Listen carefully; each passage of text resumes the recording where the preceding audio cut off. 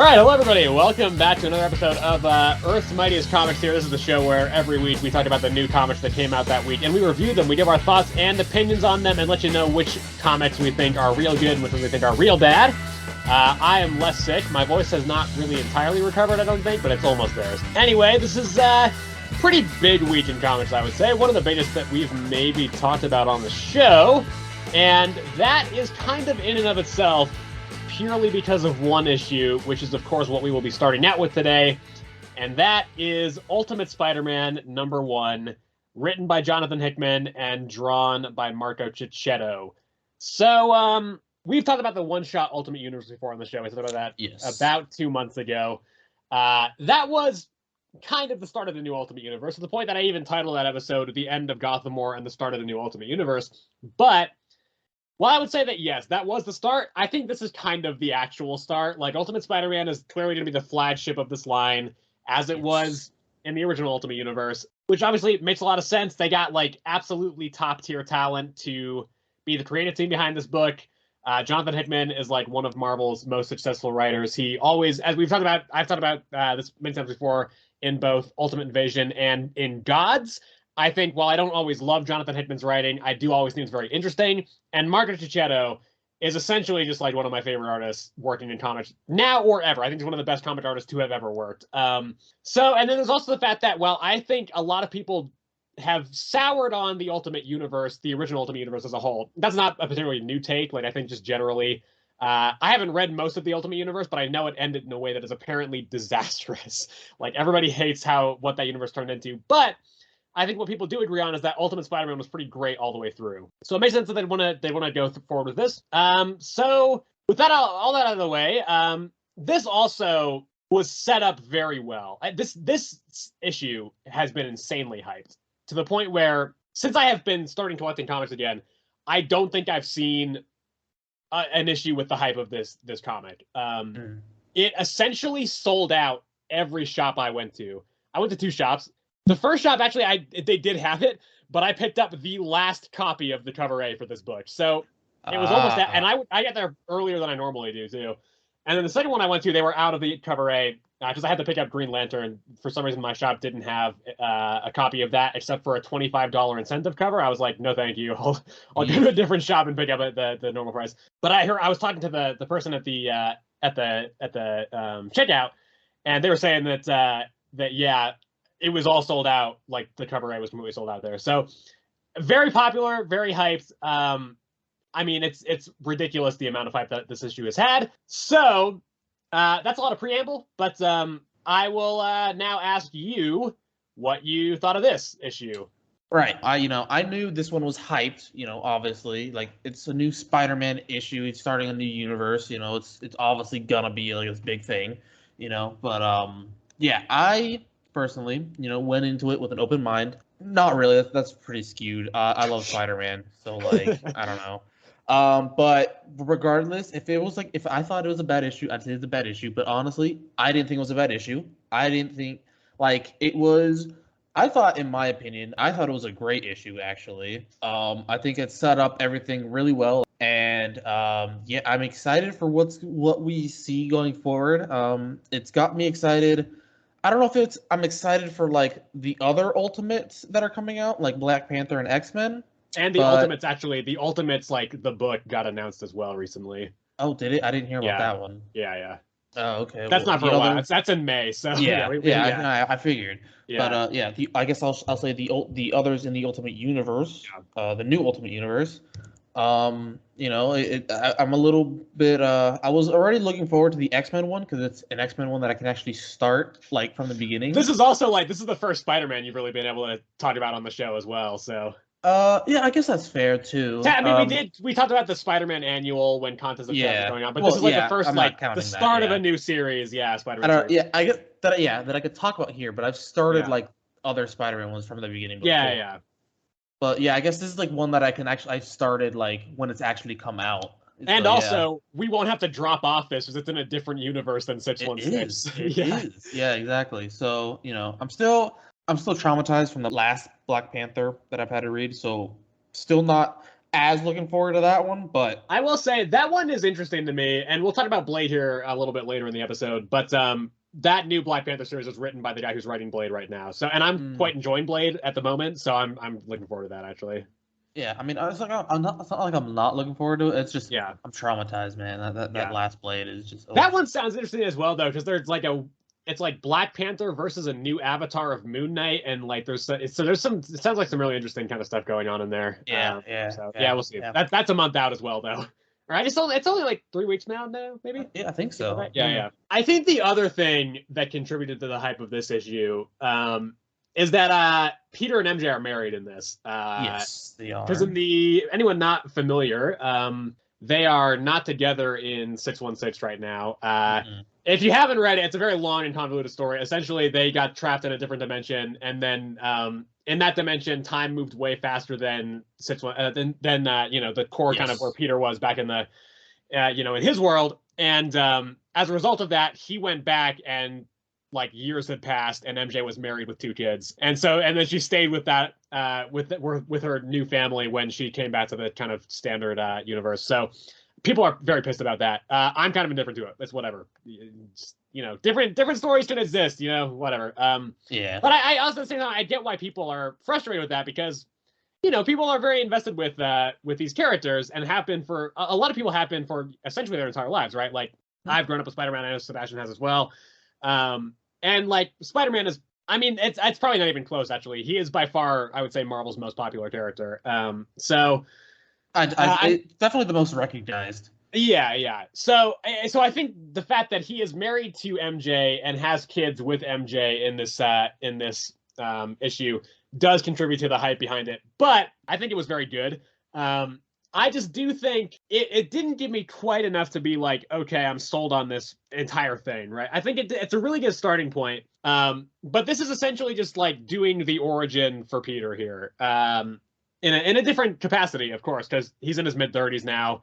As we know from Ultimate Invasion and Ultimate Universe, the spider never bit him because the Maker like went in and fucked with a whole bunch of stuff. Yes. So I think what does really work here, though, is because the original Ultimate Spider-Man, as I understand it, was a way to kind of wipe the continuity of mainline Marvel for new. So essentially, they make it more new reader friendly, and then setting it in like the modern day of that period, which at this point is like over 20 years ago, but in like the late 90s, early 2000s kind of period.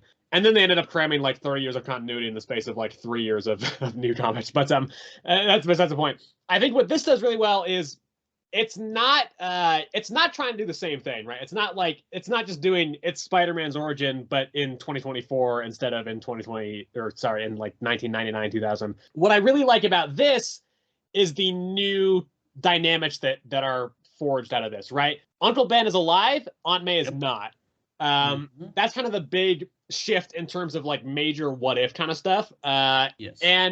But I think what my favorite part of this issue is Jonah's not an asshole here. Like, we see glimpses of that kind of, bullheaded editor in this, but I like that it leans into Jonah's capacity for compassion and just general, just like decency, because actually like Jonah, there's points in mainline comics where you see that Jonah is not the worst person. Like he's an asshole, he's a terrible boss, but and this is even something you see in like the Sam Raimi, Tobey Maguire Spider-Man movies. I think in that first one, Green Goblin comes in and is like, who's taking pictures of Spider-Man? And Jonah immediately steps up and is like, it's like, he protects Peter, essentially. So every so often you get that point where Jonah, you can see that Jonah is not the worst. He's just a really shit boss. So I enjoy that they kind of switched that dynamic and made it so that he's a pretty chill dude.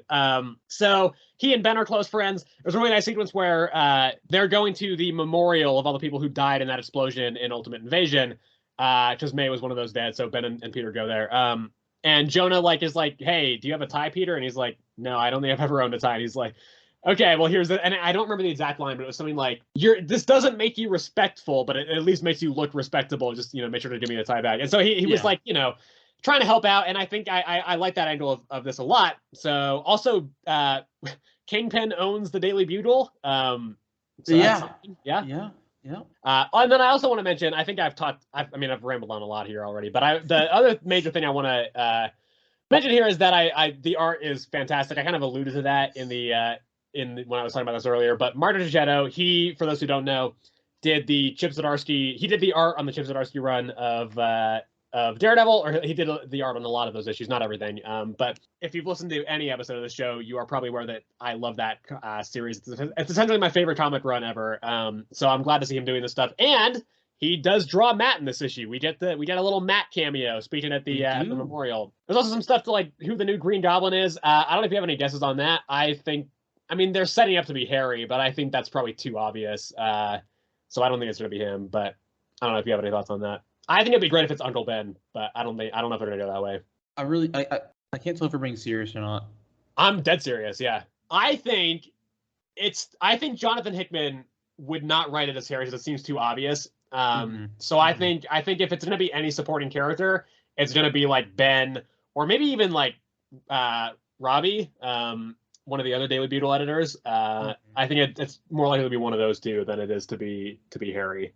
Okay. Well, yeah. I mean, interesting take on that, but I don't know. We'll see. I think I wouldn't like it to be Ben per se, but I can see. I wouldn't like. I don't know. I don't know if I'd like it being Ben too. Yeah. I don't know. I don't know what I would think about that. I'd have to like wait and see on that one. But yeah, I agree with you. I love the art. I like the way they are. Leading this new Spider-Man. Like I think they're not like Iron Lad is what his name is.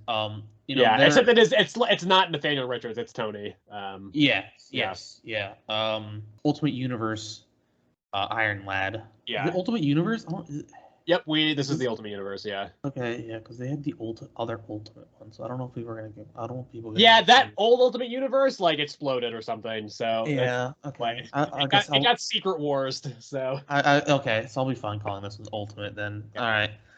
So the Ultimate Universe Iron Lad, he's not trying to like necessarily turn back the clock. He's just trying to set everything right. Yeah. So I think, the old Peter in the suit hopefully it'll work better than he'll be able to keep his life like on track, unlike the other like main 616 Peter, like that always his life is always falling apart. So, hopefully he can like keep it together. And I think, from what it seems, good marriage so far. Good relationship with Uncle Ben, obviously. Yeah. Good relationship with honestly everybody. It seemed pretty much. Nobody. Yeah, nobody seemed to be on his bad side or anything. We saw Kingpin in here, owner of the Daily Bugle, seeming to be like a possible bad guy.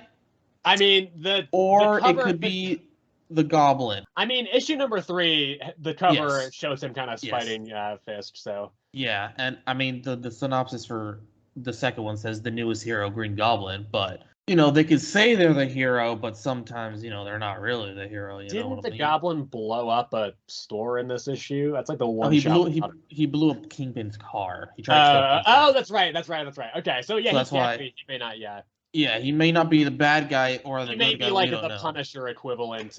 Could be too. Yeah. By the way. I really hope we get an Ultimate Daredevil series. I think that's unlikely, but I would really love it.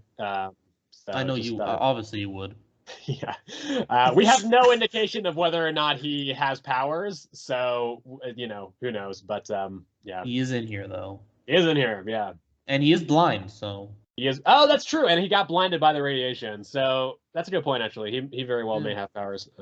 All right, well, I don't know if you got anything else you want to say on this one. I do like, the last thing I'll say is that I like that Peter is the one who makes the decision to get the powers in this one. Yes, that is also true. Yeah, because Tony, I guess, saved the spider and then sent it to him through a weird time portal. Well, it was the Maker, remember? And that's right. Yeah, the Maker had it. Yeah. Yeah, the Maker had it. So Tony just grabbed everything and just essentially sent it back. But that whole like second half of this issue, not whole second half, but like I would say like the last like quarter maybe was like basically Peter struggling with whether or not he should what he should do essentially. Because he felt like he felt like while he was very happy with his life, he felt like there was a piece missing, essentially. Exactly. Well, I'm going to say this is probably my pick of the week. I don't know for sure.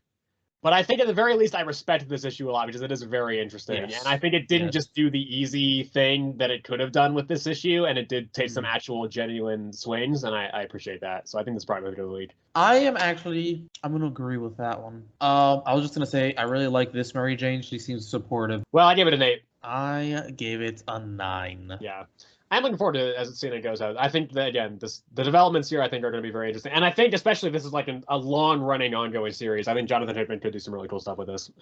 Yes. All right, we're gonna go with Avengers. So this is Avengers number 9. It is written by Jed MacKay. The artist on this is Francesco Mortarino. So this is a little bit tricky for me because I think this is one of the better issues we've had recently of this series. Yes. That being said, I think this issue is undercut by how fucking good Avengers Twilight is. The part where I was talking about that earlier would have been cut out, but I have read Avengers Twilight, and it's incredible. I won't get into it too much, but it's essentially like The Dark Knight Returns, but with Captain America. Yeah, and it's incredible. It's so good. So now looking at that, I'm like, well, I know that they're very different stories, but this also has the Avengers name on it. So it does kind of affect my enjoyment of this and does diminish it a little bit. That being said, it's not bad, but I am so sick in this series of these goddamn just one-on-one fights between the Avengers and their counterparts. And this one, like, yes, their counterparts, it's different characters than the first arc. And to this issue's credit, at least they're all in the same place.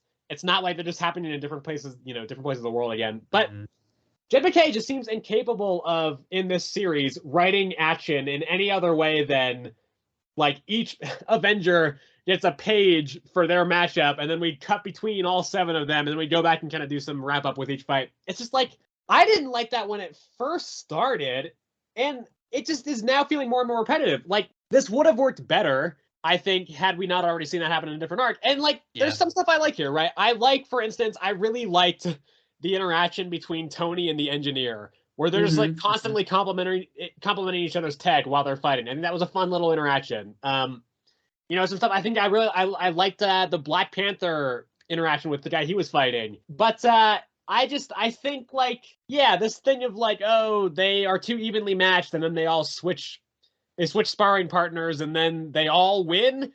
That's also like, really? All of them won? Because like, realistically, statistically, you think that one of the Twilight Court would win. It wasn't that. I'm going to jump in there. It wasn't that they all won. It was literally that, like, kind of, I'm going to say it, Vision kind of cheated. He put his hand through one of their chests and was like, everybody stop fighting or I crush his heart. And they're just like, hey, yo, all right, let's calm down now. Yeah. Like, well, hold on now.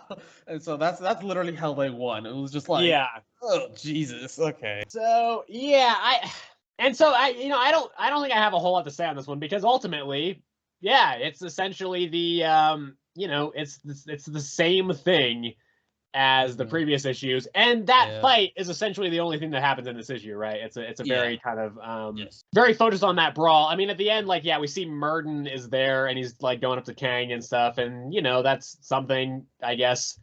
Next issue might be more interesting, but and I don't hate the Twilight Court as characters. I think they could have some interesting stuff here, but they don't have enough development time here either. And obviously, the Avengers have not had any development time, essentially the entire series. Like, as much as I had fun with that Iron Man and Engineer interaction, it also kind of pissed me off because it's like the Avengers are getting more fun interplay with the other knockoff Avengers team and not with each other. It's like, where's the downtime for these character moments? It just hasn't existed yet. So it's a little bit frustrating. I want to like the series, but it's a little bit frustrating. So we're actually, and Sebastian and I are only going to be on this series for like 2 more issues, I think, because then it's going to start tying into X-Men stuff for a couple issues, and then we're gonna drop out, or at least I am. Sebastian maybe was just like, fuck it, I'm gonna keep going. But yeah, so I don't know. I really don't have much to say on this one. I'll let Sebastian take over here. But no, I mostly agree with what you're saying. It's getting repetitive. Like the first 2 issues we had of Avengers was really great because, like, we saw them fighting like big monsters all together as a team and stuff. And then as soon as the 3rd issue came around, and we had the Prime, is it Prime Meridian? I think that's what it was. That's just one of them. Yeah, Meridian Diadem, I think, is one of them. Yeah, I don't remember what their general name was. I forgot what they were, but yeah, we had them. And it was, it's the exact same thing as this, except, Sam and Captain America and Black Panther, Sam Wilson, Captain America, and Black Panther were, on the ship. They were the only 2 together, while the other ones Everybody else, fought their own thing. People. The Ashen Combine is the group. Ashen Combine, yes, I keep on saying Meridian, but so yeah, while the rest of them fought the Ashen Combine, their counterparts, and then we get to this one, and it's the exact same thing, except at first it's Vision and Wanda, that are together while everybody else is like asleep. Yeah. They're all together, but the other ones are asleep, Right.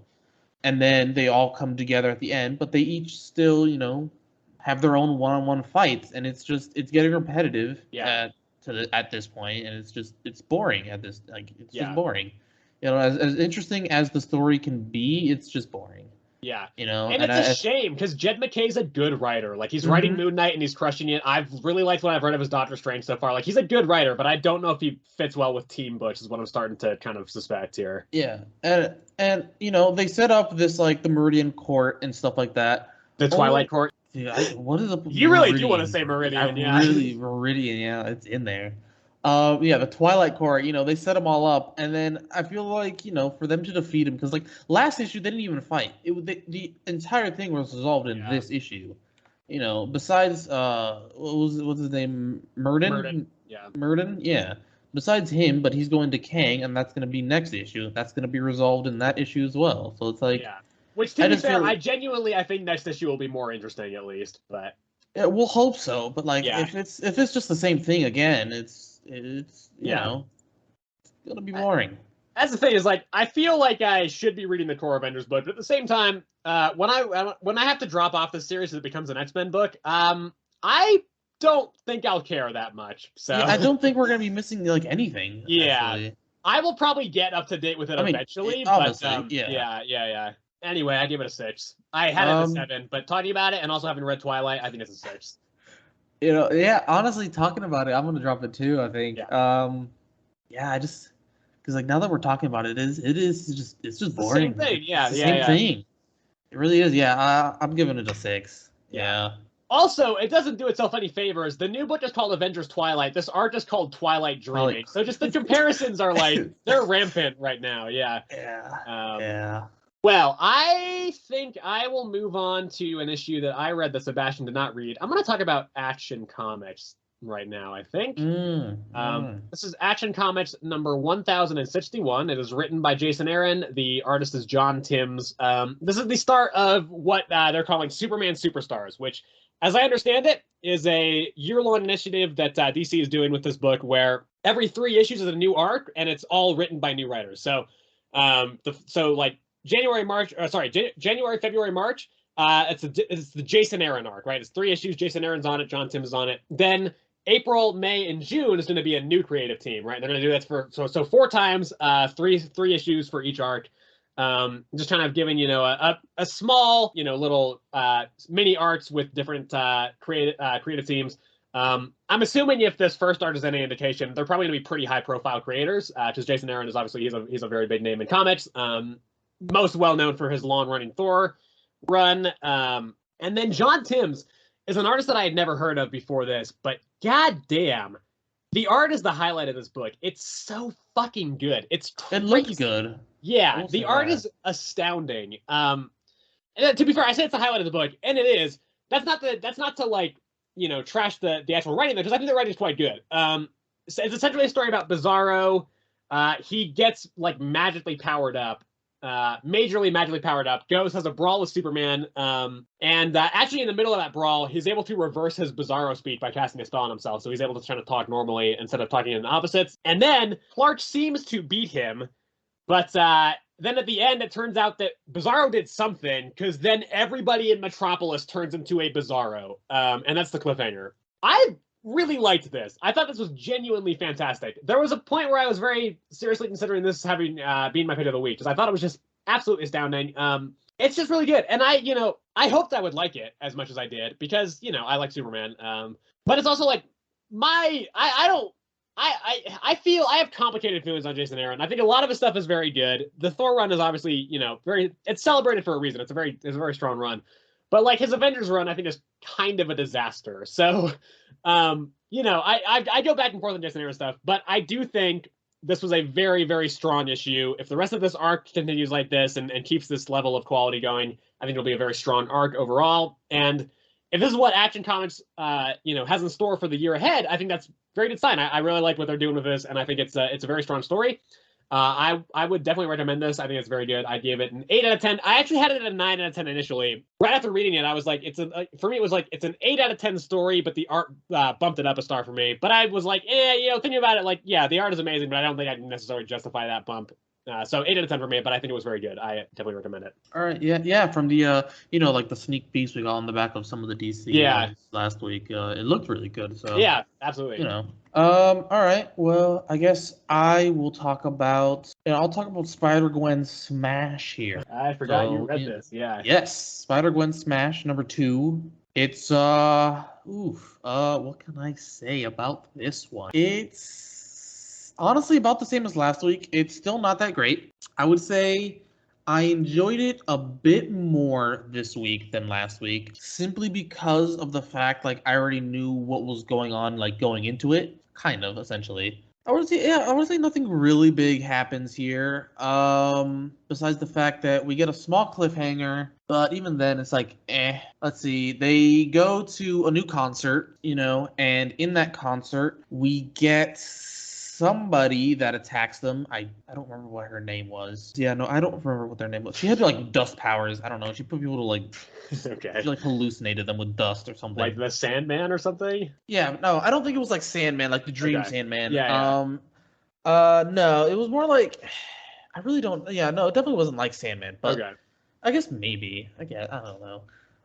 But yeah, so like she like threw dust at Dazzler and shit, and Hulk showed up at the very end. And we learn possibly that the Hulk might be the Dazzler's lead guitarist, Rick Jones. Oh, no. Yes. That's an instant big hit against this comic. Yes, I know for you it is. Yeah. But so he actually, this issue, got fired from her band because he's apparently an alcoholic, and he keeps having like blackouts because of alcohol and stuff like that. So they fired him, and she hired Mary Jane as her lead guitarist because Mary Jane wasn't happy with not with her band, but with Gwen, like essentially always needing to be Ghost Spider, which I have a huge problem with this Mary Jane. I find her so freaking annoying. Oh, is that what you were talking about in relation to Ultimate Spider-Man? Yes. Okay. Yes and no, because I know other Mary Janes have also been like kind of annoying, but this one I just find like the worst of them all. Because so the only reason essentially that the Dazzler.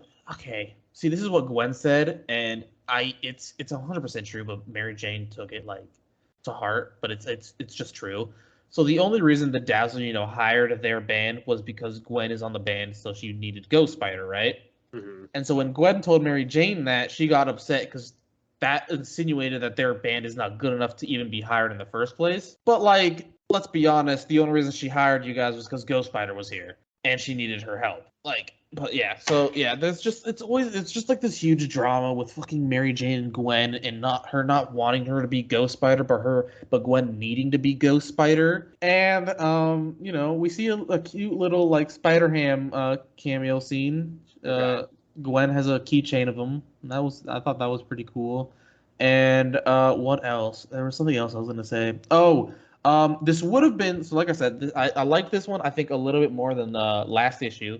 So I would have given this one a 5 stars, but some of the art on this, specifically towards the beginning, when they're kind of just like standing around talking, some of like the way their faces are drawn seems super like triangular, I will say. Like they're super angular for some reason, and I don't know, it just like really it looked super weird. It just rubbed me the really wrong way. Like as soon as like it got towards the later half and like Gwen was like in her suit and like it was like more action, it like really got rid of all that. But like towards the beginning when it was just like them arguing, standing around, it was just like super angular, and I didn't know what was going on.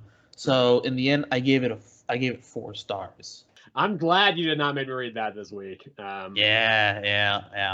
I can't believe I'm saying this, but I'm happy you made me read the Sentry over that shit. I mean, hey, you never. Maybe what if you'd like Rick Jones getting fired?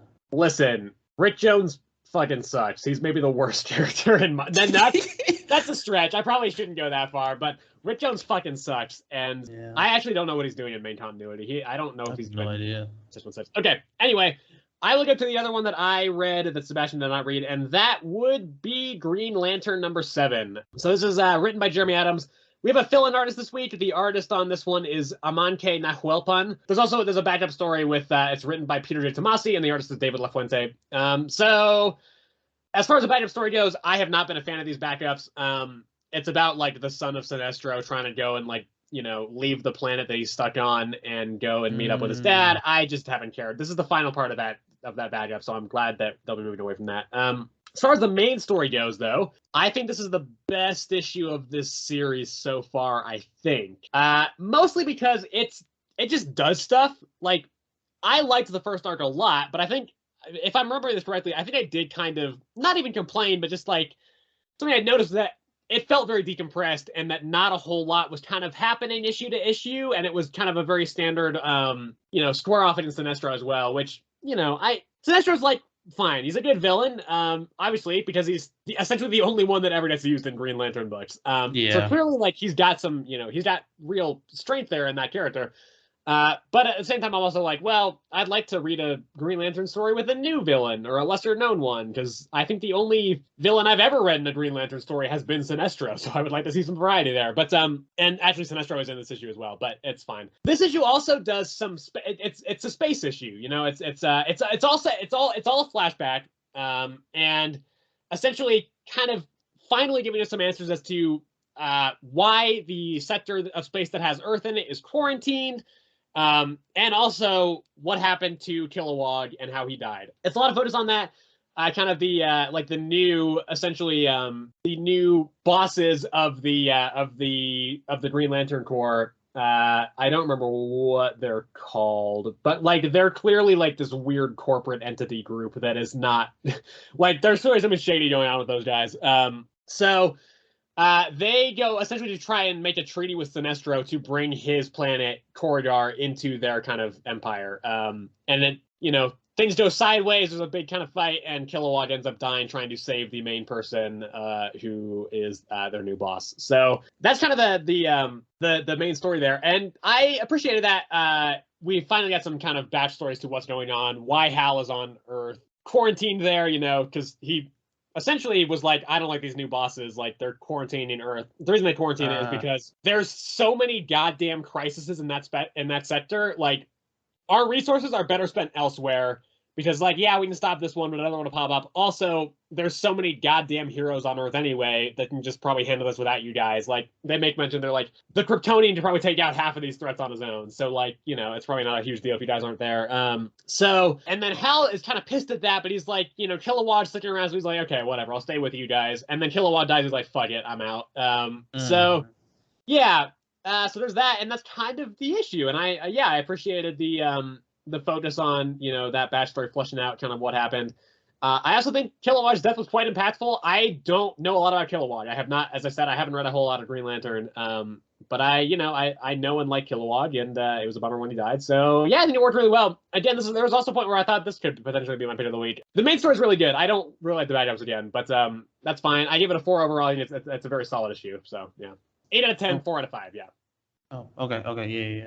I will be talking about Blood Commandment. Just me this time. Wasn't it like last issue 2? That was just you, wasn't it? Or was that the other? No, we both had last issue. Yeah. I think that was the other vampire one then. What other vampire one? The Universal Monsters vampire. Yes, Dracula? that was just me. Yeah. Yeah, that one. That was issue 2. Was just me. You came back for issue 3. Yeah. Yeah. It's fine. He'll be back for the next one. This one. All right. So this one, last we left off was the other vampire. I don't remember if it got revealed last issue, so I'm gonna reveal it here. But last issue we got left off with that other vampire coming to the home of our main character. And so that the other vampire, the one that is intruding, I guess I should say, is actually his name is Vlad. Yeah, so I think he's pretty much just Dracula. The most stereotypical vampire name ever to exist. Yeah, I'm pretty sure it's just Dracula, because like literally Dracula's name isn't it Vlad Tepes or something like that? It's Vlad, yeah. Yeah, so I'm pretty sure it's just Dracula. And so our main character is actually Dracula's son. Surprise, Okay. surprise. I thought there guess was some weird relation between them. yeah, But, yeah, there had to be. yeah. So the reason Dracula is after him is because, to be honest, I'm not quite too sure. We just know that the son left essentially to like live a mortal life. Yeah. Because he met a woman, and so yeah, she died. Obviously, we already knew this. Yep. And so the way Dracula tracked him down was like essentially he knows that the woman died, and so he basically just like staked out her grave until one day the son showed up to grieve, and Dracula Okay. was like, you should have ripped this mortal part of you out like ages ago, otherwise I never would have found you, because he'd been searching for like I think he said like 10 years beforehand to try and find him, and then he finally found him.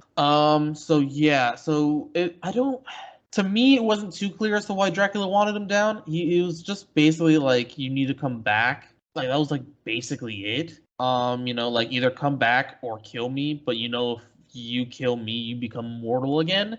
And I don't know why he doesn't want to kill him, even though like he that seems wants like to be what he kind of mortal. wants anyway. Yeah. Yeah, so it's like it was super back and forth with that. The son, not the main character's son. One of them is named Ezra, but I don't know which one. Ezra and Will try to survive. Yeah, Yeah. I think if I remember correctly, I think Ezra's the the adult. dad. Yeah. Yeah. Okay. So yeah. So Dracula, Ezra, and Will. So Will comes back in, right? Because Ezra told Will to like run as soon as Dracula showed up. They have Ezra and Dracula have a not really a scuffle. It was Dracula grabbed a cross and like burned Ezra's face with it, and then stabbed him in the hand. Will shot Dracula in the back with a shotgun, and then ran upstairs and started praying. And when Ezra finally like stands up, we go upstairs and we see Will essentially dead on the floor, and Dracula basically saying like humans are so fragile, like one scratch and he was out. So Ezra is about to kill Dracula, but Dracula is essentially like there's only one way to save him: turn him into a vampire or let him die. And so we finish the issue with Ezra essentially like reminiscing of what his wife said, like he promised her that he'd never kill and he'd never turn anybody ever again, that he might have to break this promise, but he doesn't know if he should because he doesn't know if his son wants to be a vampire. And the another thing that might have happened is the sheriff might be dead. Dracula might have killed him.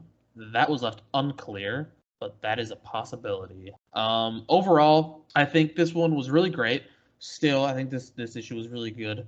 I think just between, because not like there wasn't like any action or anything like that, which you don't always need action, Yeah, I mean, but like Ultimate Spider-Man had none. Yeah. Yeah, exactly. But as long as the dialogue is just really great and it keeps you engaged, I think it's you can still be a really good comic, and that's what this one did exactly.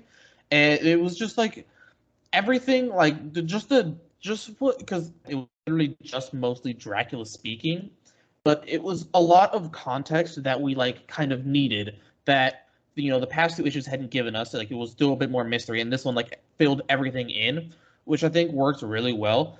Especially since we now have who exactly is Ezra, who exactly this other vampire is. Why, to me again, I really still don't understand why Dracula wants Ezra or needs Ezra, but that's I don't know, maybe I just didn't understand that. And then because I know for a fact he said something related to that, but I just didn't understand it very well. And then so we know for a fact that Ezra is going to meet up with Dracula again later.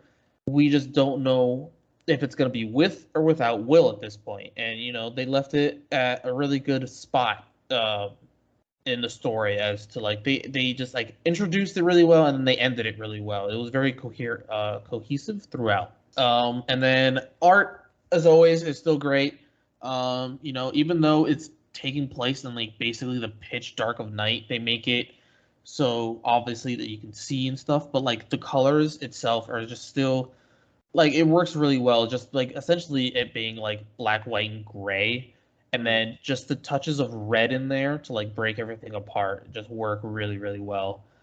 And so overall, I gave this one an 8. Well, we may as well go from one vampire story to another. We can talk about Blade. Yeah. I read Blade issue number 7. Sebastian read Blade issues 2 through 5. This issue that I'm talking about is written by Brian Hill. The artist is Valentina Pinti. But so I've been covering Blade since it started. Yeah, I've been covering this one, and I have enjoyed it more as it's gone on. I think the past couple issues have been quite good.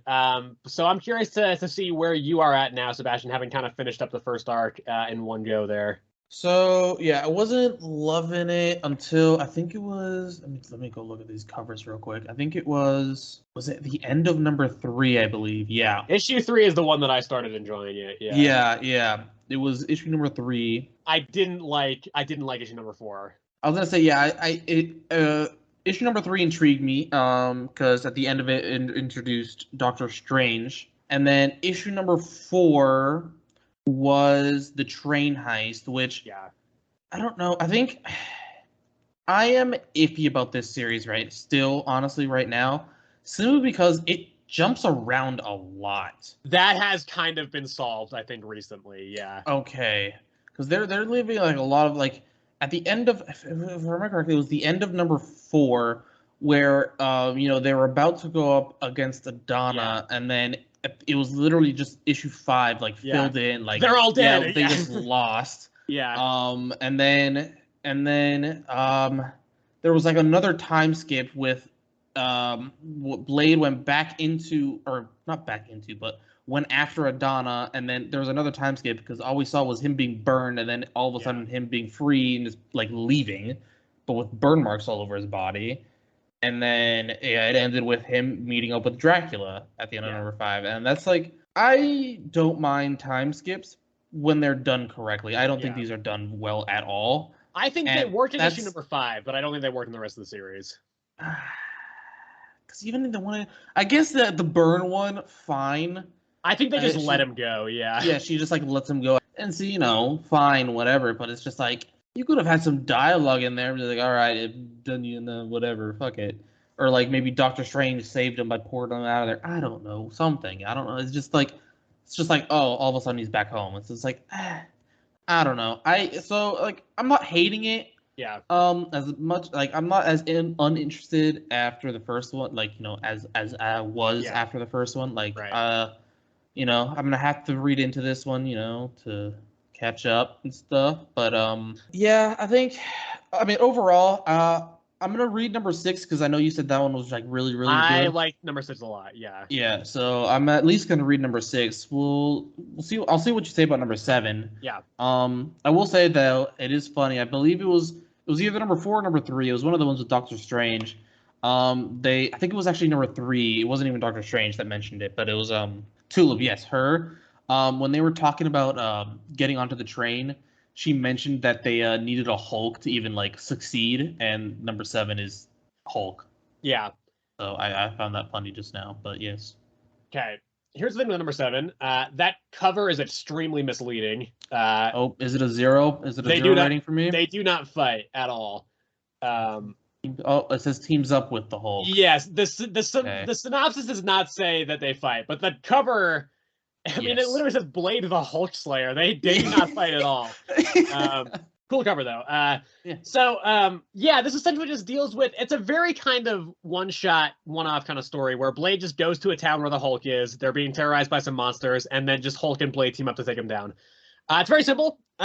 I think it works fairly well. It's not my favorite of the series. I think it's not as good as issue number 6 was. But I think these two work as a team because of especially with like Hulk doing the whole the whole monster thing with the mother of monsters and all that. And then Blade having the Adana whole thing with her having kind of released a bunch of monstrous versions of people into the world as well. I think that makes sense as a good pairing. I think, it makes sense to have Blade team up with this version of the Hulk. But the story itself is fairly standard, and I don't think it's anything kind of amazing. The action is okay. It's not as good as some other. I think like the action in issue number 3, I think, has been the standout for me so far. I think that was a really solid. Yes.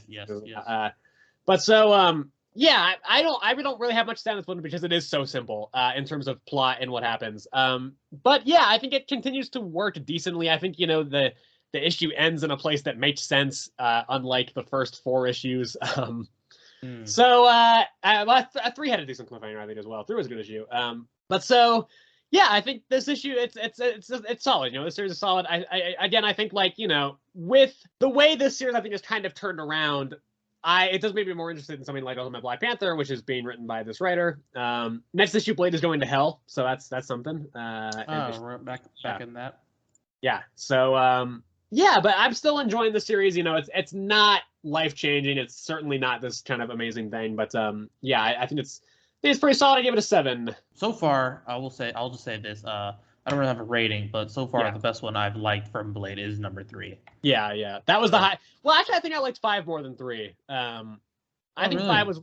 5 is where the series started kind of legitimately turning around for me, I think. So yeah. Yeah, I didn't enjoy 5 as much as 3. I didn't. Okay. It was definitely better than 4.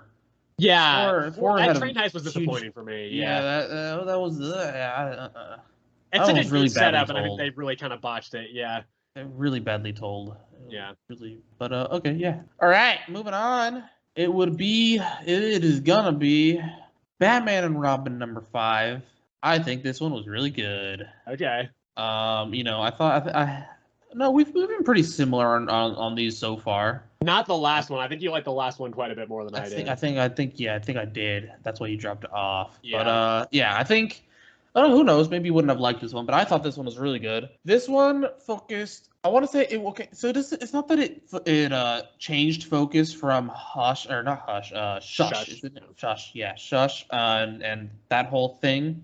But it certainly like didn't feel like it was like super heavy on that because, you know, at the end of the last issue, we discovered that the principal at Damien's school is Mistress Harsh, Damien's old teacher in the League of Shadows, who is also probably Shush. Who we believe at this point is also Shush.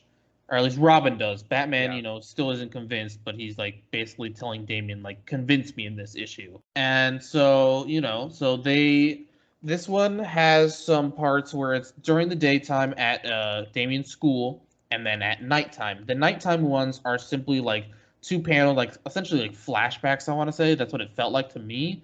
Not like 2 in the past, but it was like essentially like it skipped over the night parts, like the other issues, unlike the other issues where it was like heavily like during night. This one was like 1 or 2 just conversations at night, and then it was mostly focused during the daytime while Damien was at school. And so the daytime stuff was I guess they were having like this event at the school, but Bruce was there.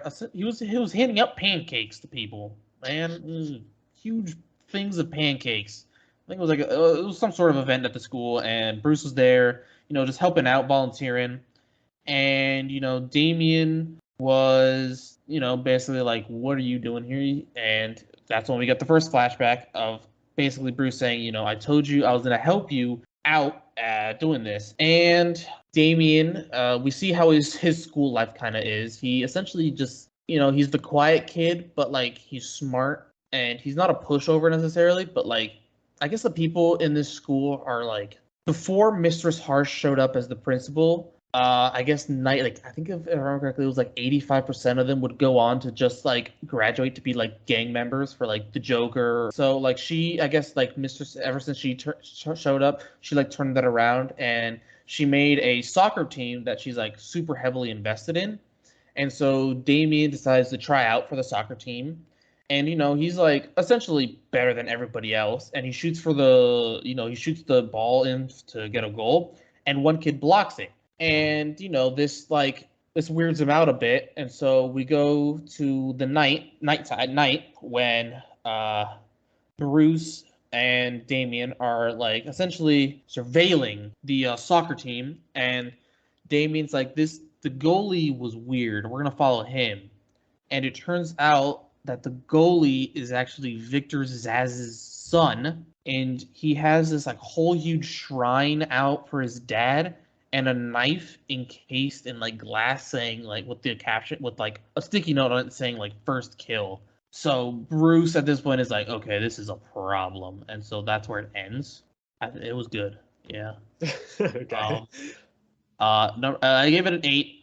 The art in this one especially was good because you could actually make things out since it was during the day. And I think that helped it immensely. It is also a different artist on this issue than previous issues. It looks like. Then that helped as well. Yeah. Next issue appears to be based on the cover. Damien fights ninjas while playing soccer. Yeah. So that's the thing. Listen, I'm not planning on getting back on the series unless Sebastian makes me. Okay, well, I suppose I will go on over to the thing that Sebastian made me read this week, which would be the Sentry #2. So this is the Sentry #2. It's written by Jason Liu. The artist is David Cutler. Okay, here's the thing. I don't think this issue is as bad as the first one. I don't think it's good still. Also, again, pretty misleading cover. The Avengers are basically not in this issue. They're at the end.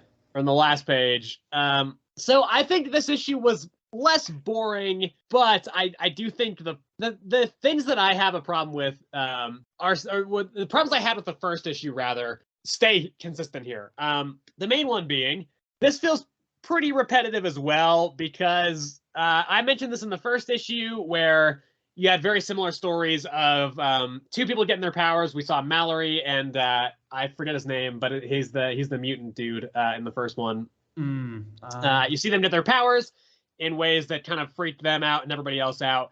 And then I complained that it was a very similar structure there between those two stories, and clearly the second guy was just there to be killed off by the Sentry, or by the person who is masquerading as the Sentry, Ryan, who has some Sentry powers. So this, I think I have the same problem with, because we have two more stories of people getting Sentry powers, and like they're quicker, sure, but they also then just get killed off, both of them. And so now I'm like, well, I get why it's structured this way, because, you know, if you're setting up this new person that has Sentry powers, Ryan, to be kind of the villain of the series, which is clearly the way they're going.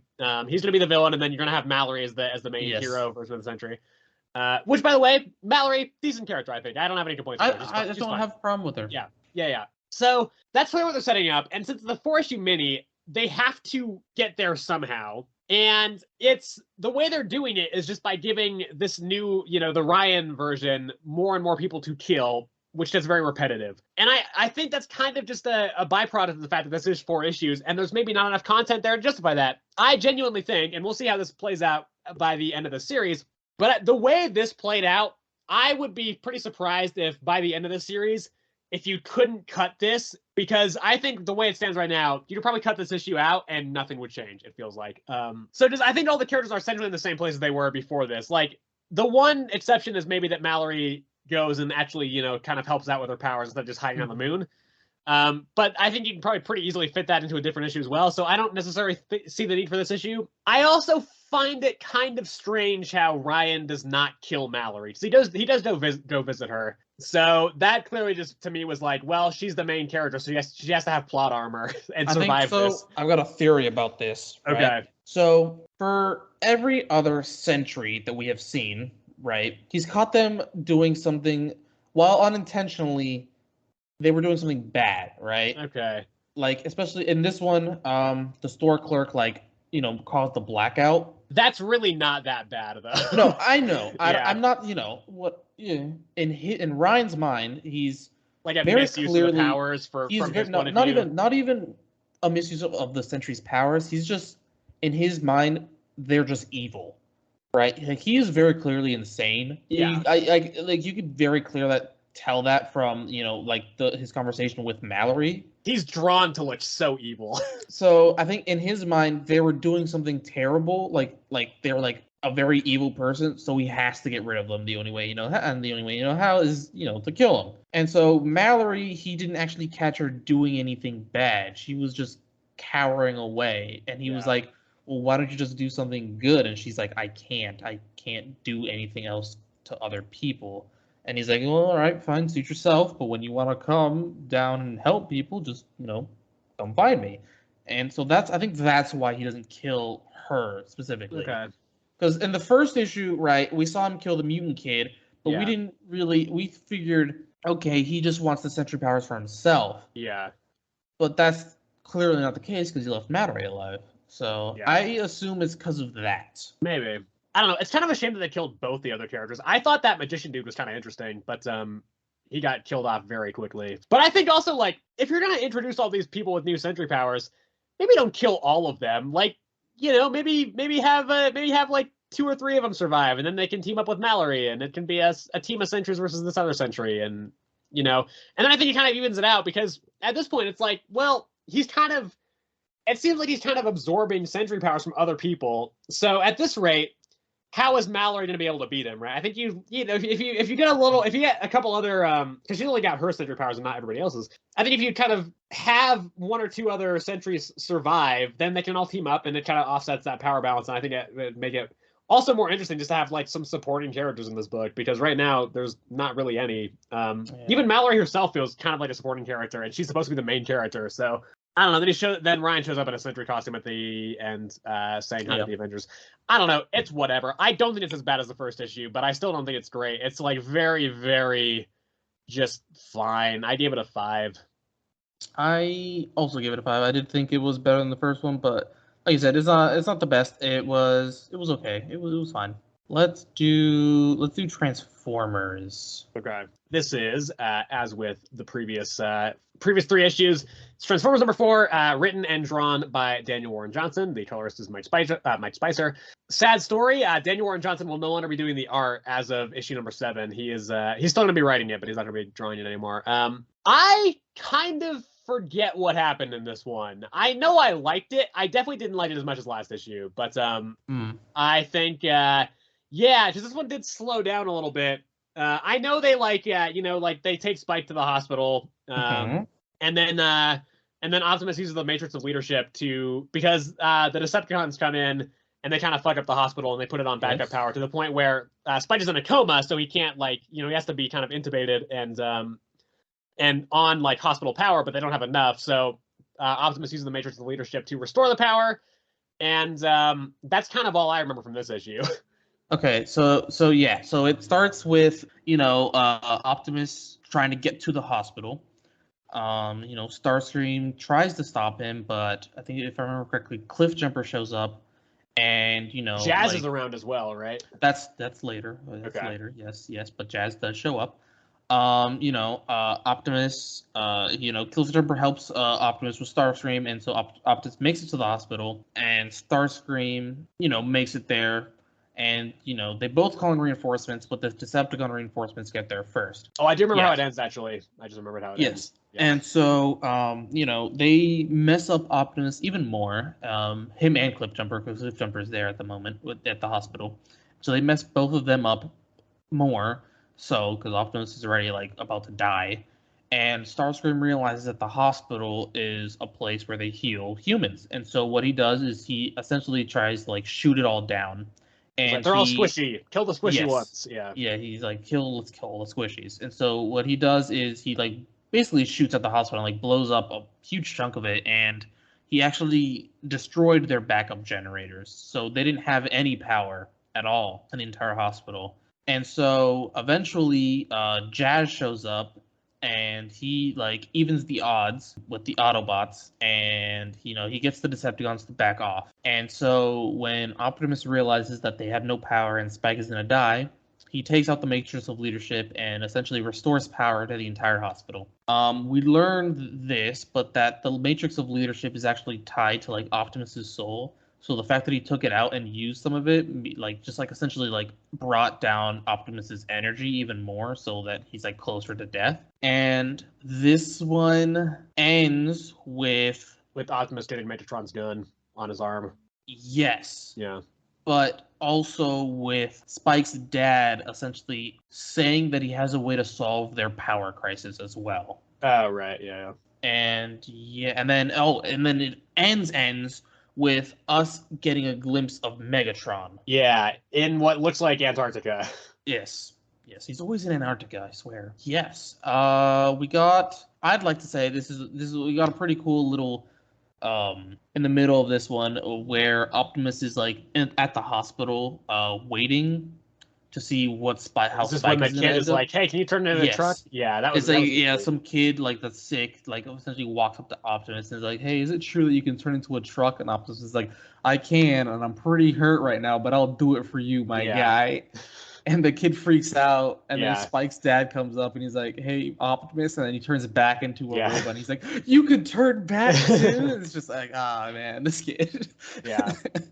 Yeah, I don't think this issue's as good as the last issue, mostly because it doesn't have like the knockout punch of like Yes. Optimus ripping off his arm and beating that one dude with it. And so I think, it doesn't have that quite it doesn't hit quite as hard, but I do think it does a good job of, again, showing Optimus's just kind of general compassion and love for life, and his, his just natural instinct to protect everybody, in this case, the humans. And so I think this works really well from that regard. And kind of a more kind of quiet, relaxed issue. But I do think it did kind of take a step down from last week. I certainly still liked it, but it was not quite as high up for me as the last one was. Yeah, I think in the end, I think I still did like the last one more than this one, but I don't think this one was too much like a step down at all. Yeah. Realistically, in that sense, I just think the ending for the last one just like shot it over the top for me, Yeah. and so that's why that's simply really why I like that one more. Yeah, so I think this one was still very good, and I'm actually really excited for the next one because I think Transformers is doing a great job with their comic. I've been enjoying it. I give it an 8. I give it a 9. That being said, I think, and listen, it's early days, obviously, but I think I liked Duke more than I've been liking Transformers so far. I still really like Transformers, but I think I loved that first issue of Duke. And on the day we're recording this, the first issue of Cobra Commander came out, which I'm very excited to read as well. I'm actually very excited to read Cobra Commander too.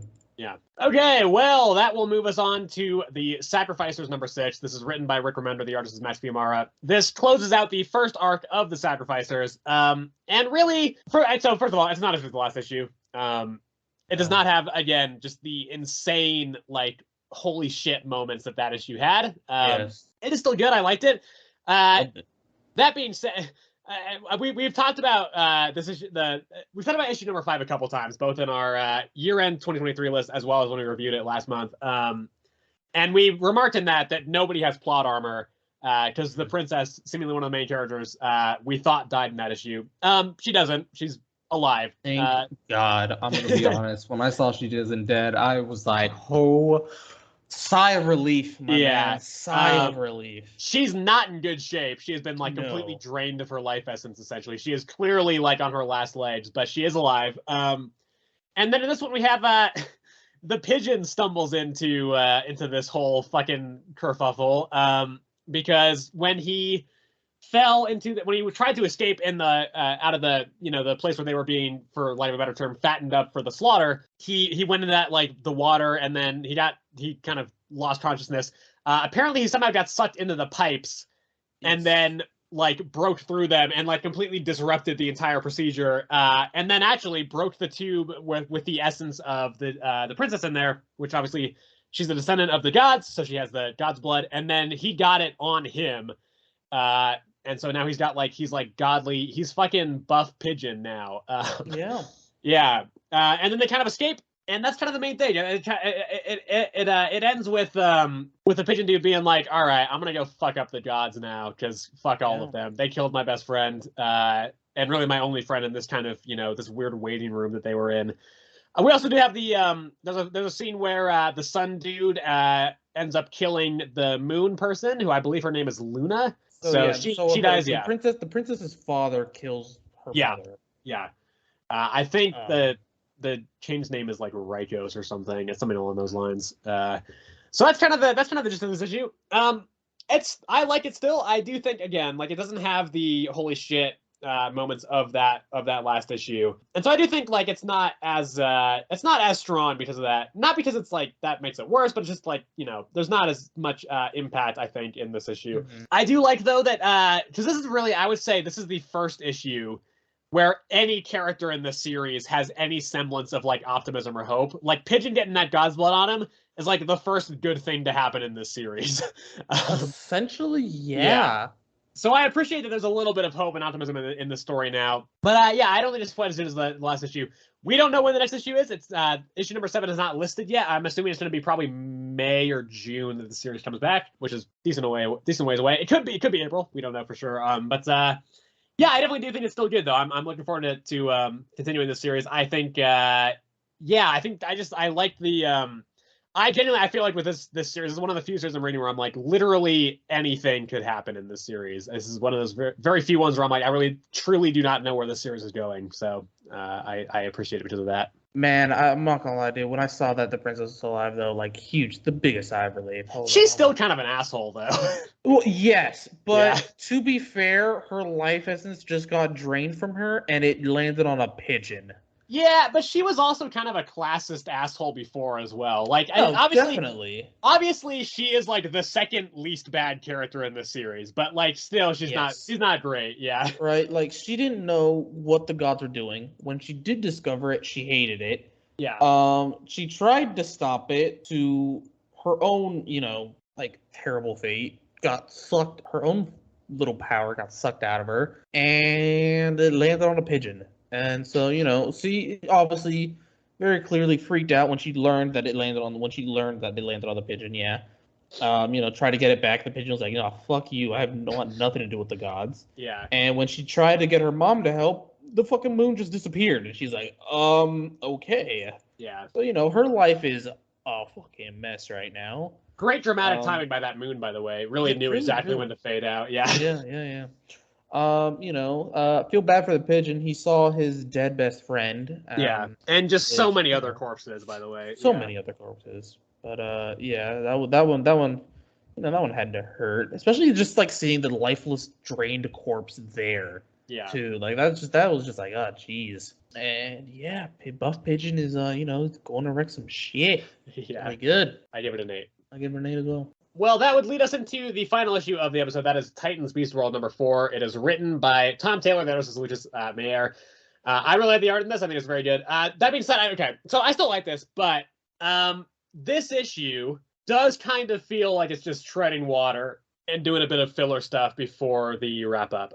Because not a lot really happens here. A lot of this issue, like I think over half, is taken up with the Titans fighting Giganta, who has been beastified. That is most of the issue. And then after that, really, it's okay. There's like one big thing that happens in this issue. Like it's like half of it is like the Titans fighting Giganta, and then the other half is like just Waller and Peacemaker, isn't it? Yes, and then the big thing is at the very end where they seem to Dr. Hate pops up again, and they seem to kill Gar. Very sad. Like they shoot because Peacemaker like gets this scientist who can like become a black hole or something, and then they just shoot him into Gar. No, sorry, they teleport him in. Yes, because we figured out what the thing that Lex Luthor stole was the Justice League teleporter. Yeah, so they teleport him into the middle of Gar, and they just like his brain. I'm pretty sure. Yeah, that's something. I don't know. I think it's kind of like a Starro. Like I kind of almost envision it as like when Harley Quinn jumps into his eye in the Suicide Squad movie. Yeah, it's kind of like that essentially. Yeah, it's Gar's Starro brain, so it's gigantic, obviously. Right. And so they shoot him in the middle of that, and he essentially, when he's like freaked out, because he just got teleported into space. Yeah, he just creates black holes, and so he created a black hole in the middle of a giant brain. Yeah, that's gonna destroy it. Killed Gar. Yeah. I'm of two minds about that. On the one hand, like I think cool. That gives this series some stakes that it didn't necessarily have before.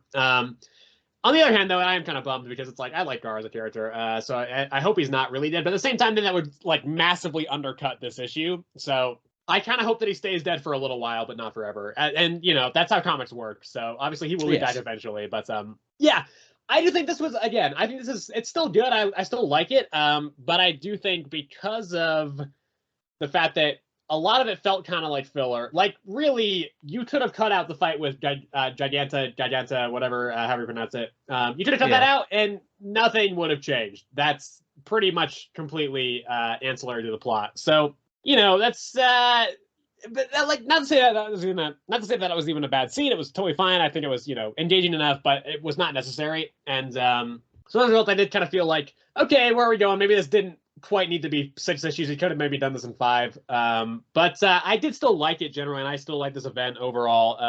And I'm excited to see kind of where it goes as it develops. Yeah, I don't really have too much to say on this one. Yeah, you got it. Yeah. You got it.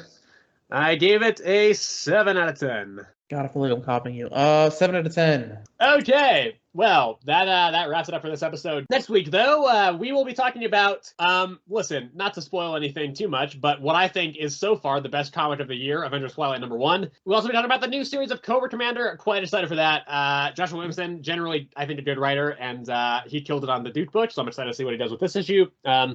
New issue of Daredevil. I know I speak for both of us when I say that we're really excited for that one. Sebastian loves that series so far in particular. Green Lantern War Journal has a new issue next week. That series I think is pretty good so far. Issue #4 was not quite as good, but I still think that series is quite good.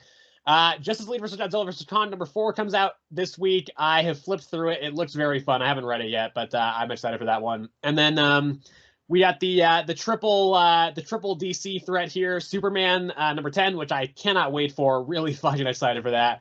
Wonder Woman #5 and Titans #7 doing more Beast Force stuff, along with Nightwing #110. So that's what I got. You got anything you want to shout out there? Catwoman #61. Yep, that's a thing. I already bought it because I knew that's what you're making me read. So yeah, good shit. Okay. Well, thank you again, everybody, for listening, as always, or watching if you're on YouTube. If you are on YouTube, you can like the video if you enjoyed it. You can also subscribe to the channel if you would like to see other videos of ours, and you can, of course, hit the bell notification if you would like to be notified when we post new videos so that you don't miss any. You can also leave us a comment down in the comment section.